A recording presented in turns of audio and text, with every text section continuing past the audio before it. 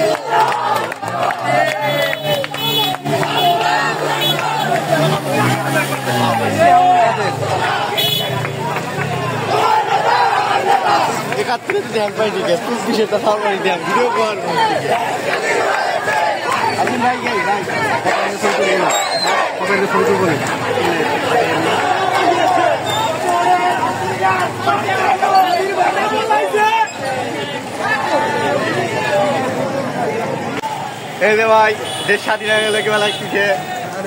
Video করে না তো ভাই, চুপ করে দাও, ভালো লাগতেছে না ভিডিও করে। দেশের এখন আমি সন্দেহহীন, দেশের কি হবে?